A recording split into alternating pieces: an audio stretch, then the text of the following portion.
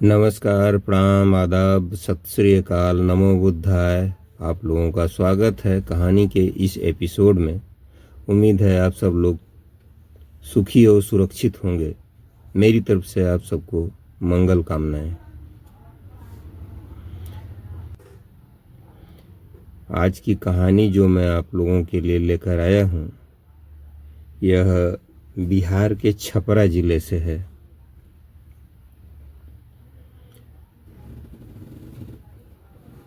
क्या औरत प्यार की हद में कहाँ तक जा सकती है,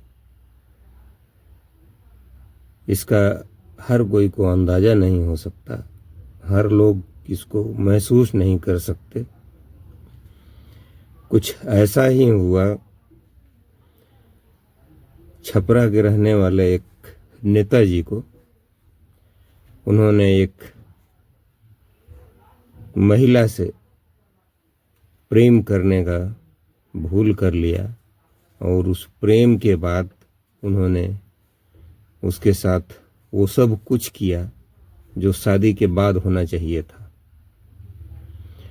ऐसी परिस्थितियों में वह महिला इनके ऊपर फिर से दबाव डालने लगी कि आप मुझसे शादी कर लीजिए।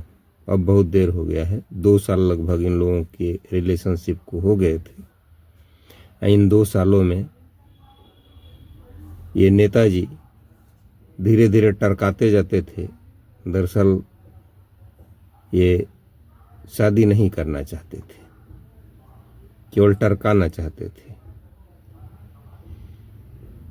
ठीक है मित्रों, तो अब इसकी कहानी यहीं से शुरू करते हैं। ये मैंने डिस्क्लेमर दिया आपको शुरू में। छपरा के रहने वाले एक कारपोरेटर जो एक इंडस्ट्री भी चलाते हैं और नेता भी हैं, और नेता हैं तो वो वहीं के जो है पार्षद होते हैं, वार्ड पार्षद हो जाते हैं। और वहीं एक लेडी डॉक्टर से इनकी मुलाकात होती है। तो लेडी डॉक्टर से प्रेम कर बैठते हैं। प्रेम करने के बाद इन्होंने अपने प्रेम का इजहार भी कर दिया और लेडी डॉक्टर न चाहते हुए भी उनकी बातों में आ गई और इनसे इनकी बातों को मान लिया। फिर मामला दो तरफा हो गया, दोनों तरफ से प्यार हो गया। जमाने के हिसाब से जो शादी के बाद होना चाहिए था वो शादी के पहले ही इन लोगों में हो गया। तो बिहार के छपरा में एक लेडी डॉक्टर रहती थी जिनका नाम अभिलाषा कुमारी था, और वहीं छपरा के ही वार्ड पार्षद वेद प्रकाश नेताजी, दोनों लोगों की मुलाकातें हुई और प्यार हो गया। प्यार हुए 2 साल हो गए थे, गुजर गए थे। इन 2 सालों में कई बार डॉक्टर अभिलाषा कुमारी ने वेद प्रकाश से कहा कि आप शादी कर लीजिए, लेकिन नेताजी तो नेताजी थे। ये जिस प्रकार से जनता को टरकाते हैं उसी प्रकार से अभिलाषा को भी टरका दिया करते थे, और यह समझ रहे थे ये कोई खास बात नहीं है, ऐसा तो होता जाता रहता है। फिर इनके इरादे नेक नहीं थे। ये केवल शारीरिक सुख भोगना चाहते थे नेताजी, और अभिलाषा से शादी नहीं करना चाहते थे।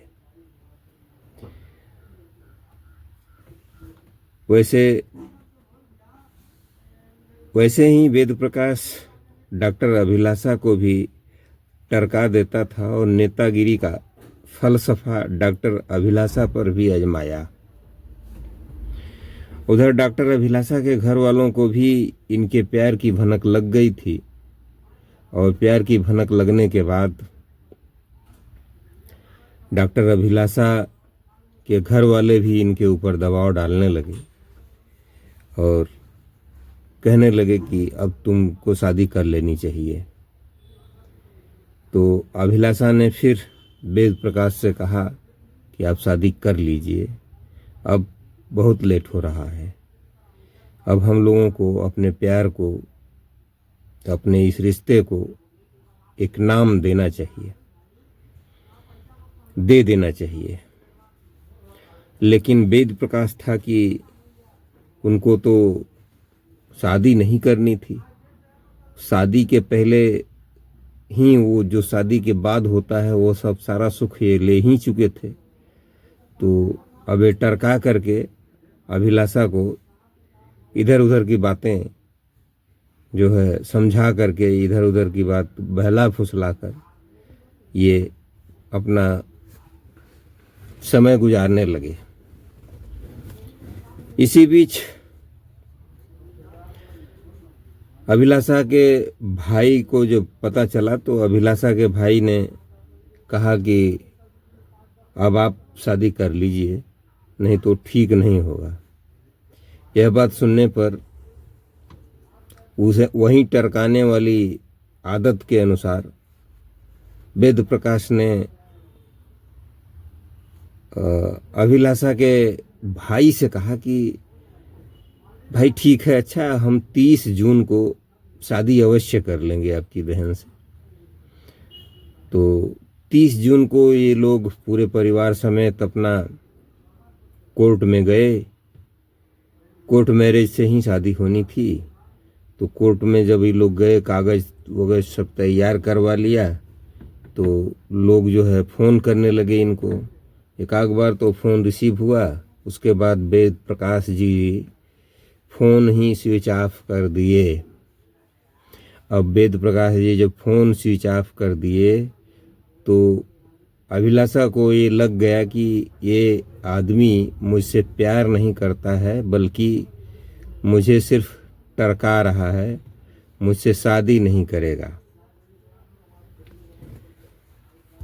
लिहाजा डॉक्टर अभिलाषा से शादी करने में कोई दिलचस्पी भी इसको नहीं थी और टालने के अंदाज में उसने 30 जून का समय दे दिया था। और कोर्ट में सारे कागजात तैयार होने के बाद भी जब ये नहीं आया और मोबाइल को स्विच ऑफ कर लिया, तब अभिलाषा ने यह तय कर लिया कि निश्चित रूप से ये आदमी हमसे अब शादी नहीं करेगा। तो इसके साथ वही सब कुछ होना चाहिए जो किसी के साथ नहीं हुआ होगा। तो इसी तरह से समय गुजरने लगा। 2-3 दिन का समय बीत गया। जब यह मामला कुछ ठंडा हो गया तो मामला ठंडा होने के बाद फिर एक दिन वेद प्रकाश जो है एक दिन अभिलाषा के घर पहुंच जाता है। मामला ठंडा होने के बाद वेद प्रकाश अभिलाषा के घर पहुंच जाता है और घर पहुंचने के बाद यह उस मामले को, उस दिन की वो तिथि जो 30 जून को इसने रखी थी कि 30 जून को हम शादी कर लेंगे कोर्ट में आपसे, उसको यह जो टरका दिया और बिल्कुल फ़ोन स्विच ऑफ कर दिया और गया ही नहीं शादी करने के लिए। इस मामले को वेद प्रकाश ने बहुत हल्के में लिया कि कोई ख़ास बात नहीं है, सामान्य सी बात है और अभिलाषा को जैसा मैं कहूँगा वैसा ही करेगी, वो मेरे प्यार में तो पागल है ये है। तो ये वेद प्रकाश महोदय जब अभिलाषा के घर पहुंच जाते हैं तो पहुंचने के बाद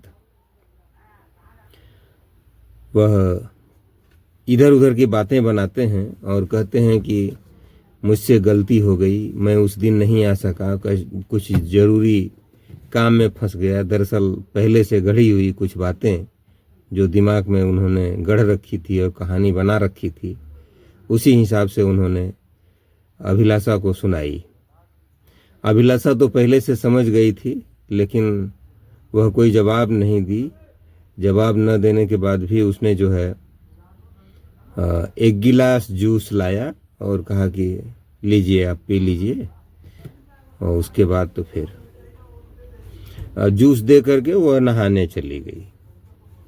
जब वो नहाने चली गई अभिलाषा, तो करीब 5-7 मिनट के बाद जूस पी करके नेताजी जैसे ही कुर्सी पर बैठे हुए थे तो तो इनको कुछ चक्कर सा लगने लगा, तो बोले कि मुझे कुछ चक्कर सा आ रहा है। तो नहा रही थी, तो बाथरूम में से ही उसने कहा कि ठीक है आप इधर आइए, अभी आपका मुंह धो देती हूँ, आप ठीक हो जाएंगे।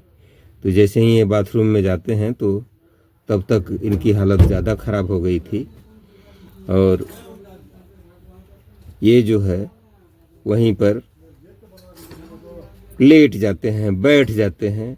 कुल मिलाकर के ये बेहोशी की अवस्था में पहुंच जाते हैं। जब एकदम बेहोश हो जाते हैं तो अपना जो सिजेरियन का औजार होता है वह औजार ले करके इनका प्राइवेट पार्ट ही काट करके फ्लैश में बहा दिया। फ्लैश में बहा देने के बाद तब ये महिला जो है डॉक्टर अभिलाषा कुमारी पुलिस को फ़ोन करती है कि आप हमारे घर आ जाइए, इस तरह की दुर्घटना हो गई है, मैंने ये कर दिया है। अब आनन फानन में पुलिस वहाँ पहुँच जाती है और बाथरूम में लहूलुहान उसका शरीर देखती है पुलिस। तो पुलिस तुरंत पहले उसको पटना मेडिकल कॉलेज भेजती है उसके इलाज के लिए, उसका इलाज करवाने के लिए पुलिस। और जब वो उधर चला जाता है, इधर अभिलाषा को पुलिस उठा ले जाती है और थाने में ले जा कर के पूछताछ करती है कि आपने ऐसा क्यों किया। अभिलाषा ने सारी कहानी सुनाई और अभिलाषा ने कहा कि ये वेद प्रकाश 2 साल पहले हमसे कहा कि मैं आपसे शादी करना चाहता हूँ, आपसे प्रेम करता हूँ। तो मैंने कहा कि ठीक है भाई, और मैंने उसके प्यार को जो है स्वीकार कर लिया और मैंने सोचा कि ठीक है इनसे शादी कर ही लेती हूँ, शादी तो करनी है मुझे। लेकिन 2 साल हो गए थे, 2 साल में मैं 2 बार गर्भवती भी हो गई और इन दोनों बार इस आदमी ने हमारा गर्भपात करवा दिया, हमारा एवर्सन करवा दिया और मुझसे शादी नहीं की। तब भी मैंने कहा कि ठीक है कोई बात नहीं है। और इसने 30 जून का जो समय रखा था कि 30 जून को मैं आपसे शादी कर लूँगा, तो 30 जून को जब मैं कोर्ट पहुंच गई अपने भाई के साथ, अपने पिताजी के साथ, तो सारे कागजात तैयार हो गए। उसके बाद जब इसको हम फ़ोन लगाने लगे तो इसने अपना मोबाइल ही स्विच ऑफ कर दिया और वह कोर्ट नहीं आया और मुझसे शादी नहीं की। तो मैं समझ गई कि यह हमको टरका रहा है, सिर्फ यह हमारी शरीर का शोषण कर रहा है और कुछ नहीं कर रहा है। यह शादी नहीं करेगा अब मुझसे। तो मैं मामला को ठंडा होने के लिए मैं फिर कुछ नहीं बोली और फिर अपने काम में लग गई। मैं अपने घर पर ही थी, मैंने इसको बुलाया भी नहीं, लेकिन आज ये चला आया हमारे यहाँ। जब आ गया तो मुझे गुस्सा तो उसी दिन था, मैंने उसी दिन तय कर लिया था कि इसके साथ क्या करना है और मैंने ये कारनामा कर दिया। मुझे इसका कोई पछतावा नहीं है। आइंदा कोई भी पुरुष और कोई भी व्यक्ति इस तरह का किसी की महिला के साथ इस तरह से किसी प्रकार का व्यवहार करने में 100 बार सोचेगा। मुझे कोई दुख नहीं है, कोई पछतावा नहीं है। वास्तव में अब वेद प्रकाश जितने दिन तक जिंदा रहेगा वह इसका प्यार, अभिलाषा कुमारी का प्यार और गुस्सा दोनों को जिंदगी भर नहीं भुला पाएगा। ये आप खुद ही समझ गए होंगे। तो दोस्तों, मित्रों, आज की कहानी यहीं रही। और अगर हमारी कहानी आप लोगों को अच्छी लगी है तो आप हमारे वीडियो को एक लाइक दे दीजिए और मेरे चैनल को सब्सक्राइब जरूर कर लीजिए। प्लीज़ सब्सक्राइब जरूर कर लीजिए। और इसी के साथ कल रात 8 बजे मैं आपसे फिर मिलूँगा। तब तक के लिए मुझे आज्ञा दीजिए। नमस्कार, धन्यवाद, जय भारत।